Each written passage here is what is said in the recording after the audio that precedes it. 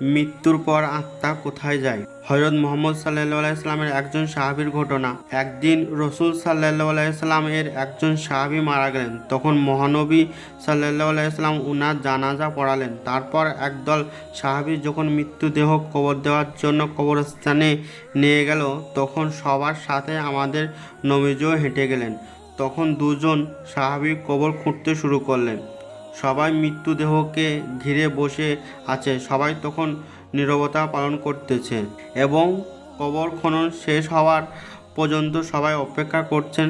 মহানবী সাল্লাল্লাহু আলাইহি সাল্লাম খুব গুরুত্ব সহকারে সেই কবর খনন করা দেখতেছেন।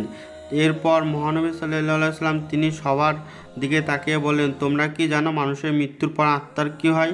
সবাই তখন খুব আগ্রহের সাথে রাসূল সাল্লাল্লাহু আলাইহি সাল্লামকে জিজ্ঞাসা করলেন, ইয়া রাসূল, আপনি বলে দেন, আমরা তো জানি না। নবীজি একটু চুপ থাকলেন এবং সবাই ওনার জন্য সবাই কাছে ঘিরে এসে বসলেন। মৃত্যুর পর আত্মা কি হয় এর তথ্য তাদের জানা ছিল না, আর তারাই তথ্যটি প্রিয় রাসূল সাল্লাল্লাহু আলাইহি সাল্লাম পবিত্র মুখ থেকে শুনতে পাবে। এত বড় সৌভাগ্য তাদের।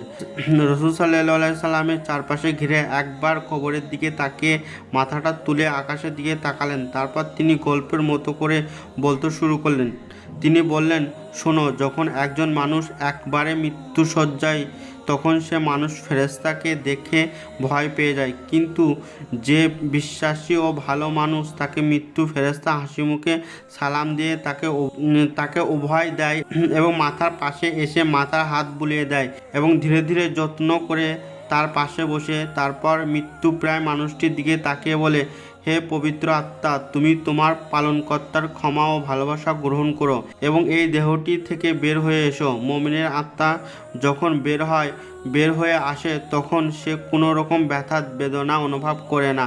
রাসূল সাল্লাল্লাহু আলাইহি সাল্লাম তখন একটি ভালো করে উদাহরণ দিয়ে বললেন, উদাহরণ হিসাবে মনে করো একটি পানির পাত্র কানায় কানায় পূর্ণ হয়ে যাওয়ার পর উপর থেকে এক ফোঁটা পানি যেমন নিঃশব্দ নিচে নেমে আসে, ঠিক তেমনি নীরবে অশ্রু ঝরা আত্মাটিও তার দেহ থেকে খুব শান্তিপূর্ণভাবে বের হয়ে আসে।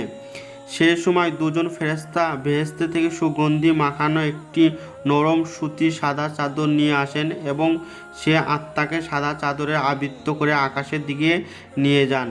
তারা যখন আকাশে পৌঁছানো তখন অন্য ফেরেশতা দেখার জন্য এগিয়ে আসেন। কাছে এসে সবাই বলে, সুবহানাল্লাহ, এত সুন্দর আত্মা, কি সুন্দর ঘ্রাণ। তারপর সবাই জানতে চায় আত্মাটি কার বহনকারী। ফেরেশতা বলেন, উনি হলেন অমুকের সন্তান অমুক। বাকি ফেরেশতারা তখন তাকে সালাম দেয়।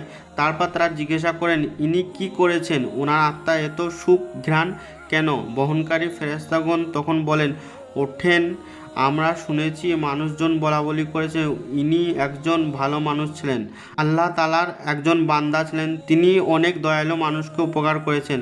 সে এতটুকু পড়ার পর রাসূল সাল্লাল্লাহু আলাইহি সাল্লাম একটু থামলেন। তারপর ভালোভাবে সবার দিকে একটু দৃষ্টি দিয়ে ওনার কণ্ঠ একটু বাড়িয়ে দিয়ে বললেন, এই কারণে বলছি, সাবধান, তোমরা কিন্তু কখনো মানুষের সাথে খারাপ ব্যবহার করবে না, কিন্তু কখনো যদি মানুষের সাথে খারাপ ব্যবহার করলে সাথে সাথে তওবা করে নেবে এবং উক্ত ব্যক্তির কাছে ক্ষমা চেয়ে নেবে।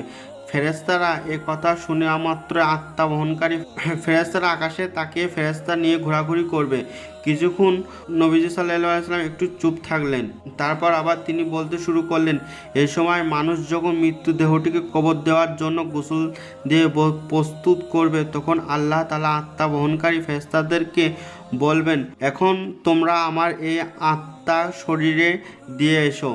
মানুষকে আমি মাটির দ্বারা সৃষ্টি করেছি এবং তার আত্মাটিকে আবার মাটিতে দেহর সাথে মিশিয়ে দেবো। সময় হলে তাকে আমি আবার পুনরায় জীবন দেব। তারপর মৃত্যু ব্যক্তি কবরে রেখে যাওয়ার পর দুজন ফেরেশতা আসবেন, তাদের নাম মুনকার ও নাকির। তারা তখন মৃত্যুর সৃষ্টিকর্তা ও তার ধর্ম ও নবী সম্পর্কে জিজ্ঞাসা করবেন। মুনকার ও নাকির চলে যাওয়ার পর সেই মৃত্যু আত্মাটিকে আবার অন্ধকার করবে, একাকী হয়ে যাবে। সে এক ধরনের অজানা আশঙ্কা অপেক্ষা করবে, সে কথা আছে এবং সে কি করে এরূপ অনিশ্চয়তা এসে তাকে ঘিরে ধরবে। এমন সময় সে দেখবে খুব সুন্দর একজন লোক তার কবরে তার সঙ্গে দেখা করতে এসেছেন। তাকে দেখার পর আত্মা মুগ্ধ হয়ে যাবে এত মায়াবী, এত সুন্দর চেহারা সে জীবনে কোনোদিন দেখেনি। আত্মাটি তখন তাকে জিজ্ঞাসা করবে, তুমি কে? সে লোকটি তখন বলবে, আমি তোমাদের জন্য অনেক বড় একটি সংবাদ নিয়ে এসেছি। তুমি দুনিয়ার পরীক্ষায় উত্তীর্ণ হয়েছ, আলহামদুলিল্লাহ। তোমার জন্য আল্লাহ তাআলা জান্নাতের ব্যবস্থা করেছেন। তুমি কি সেটি একটু দেখতে চাও? একটু দেখতে চাও তুমি সেই জান্নাত ও আসমান জমিন থেকে বৃহৎ? আত্মা তখন ভীষণ খুশি হয়ে বলবে, অবশ্যই, আমি তো দেখতে চাই, অবশ্যই, আমি তো আর ভিতরে ঢুকতে চাই, আমাকে একটু জান্নাত দেখাও। লোকটি তখন বলবে, তোমার ডান দিকে তাকাও। আত্মাটি তখন ঠিক ডান দিকে তাকাবে। সে দেখবে সেখানে দেয়াল নেই, সেই দেওয়ালের দরজা অনেক দূর পর্যন্ত সীমানা পেরিয়ে গেছে। সেই দরজা থেকে একটি সুগন্ধ ভেহেশতের সুবাস আসিতেছে। ভেহেশতের সে রূপ দেখে আত্মাটি অনেক মুগ্ধ ও প্রশান্তি মতো হয়ে যাবে এবং সেখানে যাওয়ার জন্য অস্থির হয়ে যাবে। লোকটি জিজ্ঞাসা করবে, আমি সেখানে কখনো যাব এবং কিভাবে যাবে? সমুদ্র হেসে বলবে, যখন সময় হবে তখন তুমি সেখানে যাবে। সেটি হবে ইয়ামুল কিয়ামা, পরে তুমি সেখানে চিরস্থায়ী হয়ে যাবে। এই বলে মহানবী সাল্লাল্লাহু আলাইহি ওয়াসাল্লাম ঘটনাটি শেষ করে দিল।